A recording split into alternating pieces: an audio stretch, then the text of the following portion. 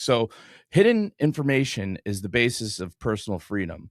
We hold that to be free, information must be hidden and secured, hidden from governments, from the general public, from your friends, from your family, from us, and from yourself. A subconscious is by definition hidden.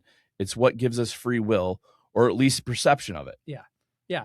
So when I say hidden information, I mean that at all layers. Like this idea of really trying to understand everything going on inside of your brain, I think is a misnomer. I think in some sense, your subconscious happens by definition below the surface. Mhm. And that's kind of the whole point, is that it's happening. It's this sort of separate entity that you have these like, for instance, you don't want to have to control your heart, right? There's all these things and that gives you freedom, because if you did have control over that, your life would suck. You're like, oh, I've only I forgot to breathe. Yeah, right. So this hidden information starts with from yourself, from a personal perspective, and then you expand that. What gives us the ability to even have this conversation is that there's information that I know that you don't know. There's information that you know that I don't know. If all this information was public and known, there would be nothing to discuss. Yeah. There would be no freedom. And so I mean that at every level of the stack, from the individual to the family. Like there are social tact. A lot of it comes from, obviously you always want to seek truth, but you don't need to say everything that comes out, into your brain, right?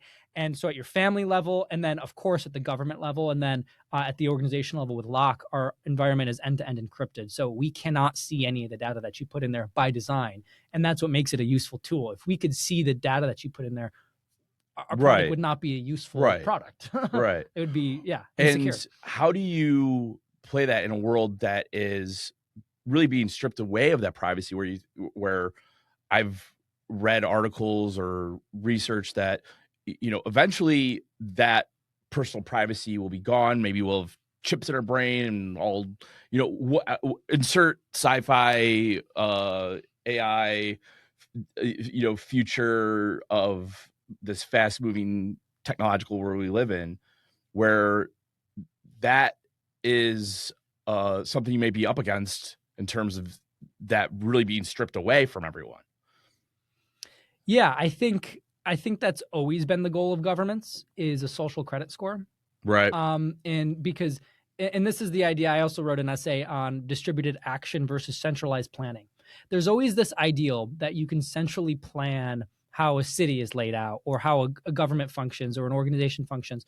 But fundamentally, that's always going to lose, in my opinion, to distributed action. Because when you have, it's like if you look at a college campus and you look at where they put all the pavement for the paths for the students to walk, then you notice all of the beaten down grass pathways where students actually walk. Yeah, because that's absolutely. actually the most efficient way to do it. Right. You don't know these things until they happen. So trying to centrally plan. Until you build and ship something. Right, exactly. You that correlates directly to what you're saying in the early phases of Block. Is like, well, we just had to build something to get it out there. Yeah.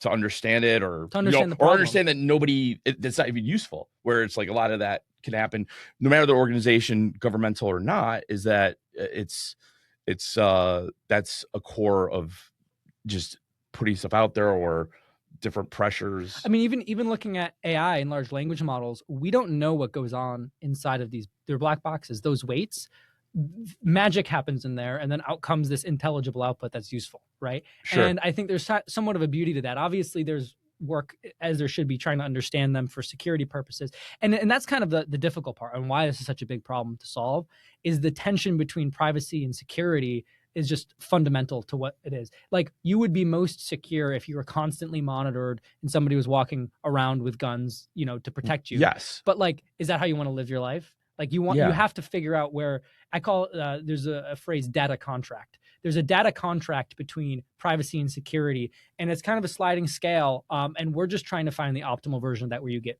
maximum amount of both. And so that's why the tenets are so important.